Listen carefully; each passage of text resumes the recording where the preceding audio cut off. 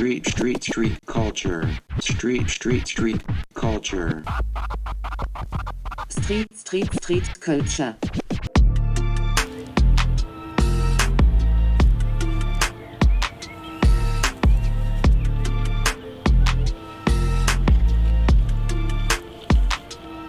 Là on est à Angoulême, ville de l'image, et là actuellement on est chez moi, dans ma maison, en centre-ville d'Angoulême. C'est là où je crée tout, j'ai mon atelier, plusieurs tables, et c'est là où je découpe le bois dans la cour et je peins dans l'atelier. Je dessine depuis toujours. Quand on est enfant, on dessine et certains s'arrêtent jamais, ce qui est mon cas. J'ai toujours été passionné de bande dessinée, j'ai lu tout type de BD. Au niveau du street art, alors j'ai commencé il y a à peu près 8 ans. Donc j'ai commencé par du collage, parce que c'était le plus simple à faire de chez soi. Et puis au fur et à mesure du temps, j'ai développé différentes techniques. Et ce que je fais, c'est plus alternatif, underground, on va dire.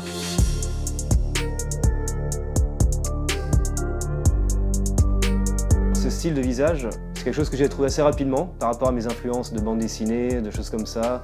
Ce côté ligne claire, faire du trait. Dès que je me suis dit j'ai envie de faire du street art, je cherchais un style qui soit reconnaissable, qui était assez simple à produire sur du papier et à coller. Puis au fur et à mesure du temps, je l'ai affiné. Et puis j'avais l'envie d'essayer d'autres choses. Et donc très vite, j'ai découvert comment découper du bois. Et je me suis dit, on va essayer de peindre du bois directement.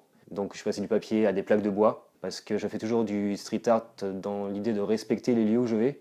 Donc quand je fais de la bombe, c'est souvent sur des bâtiments abandonnés ou des lieux qui sont déjà tellement graffés que c'est toléré. Et pour tout ce qui est plutôt centre-ville, rue piétonne, c'est vraiment du collage de plaques de bois sur des coins de mur, assez discrets, qui s'enlèvent si vraiment ça dérange. J'essaie toujours de faire sur des choses tolérées, mais on reste sur cette ligne rouge où on ne sait pas toujours ce qu'on peut risquer. Donc je pense qu'un peu d'anonymat ou un peu de mystère aussi, c'est bien d'en garder.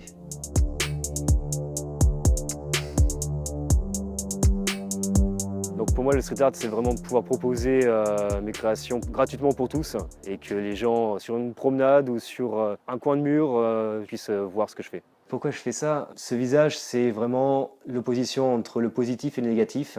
Même si le monde peut être angoissant, triste, terne, dur, il faut toujours garder au fond de soi de l'espoir. Et donc c'est ce que je représente par ces visages. C'est ce côté angoissant que le visage peut donner, qui représente l'environnement de chacun, qui est compensé par cette couleur qu'on a au fond de soi. Je le lance comme un constat, comme une proposition.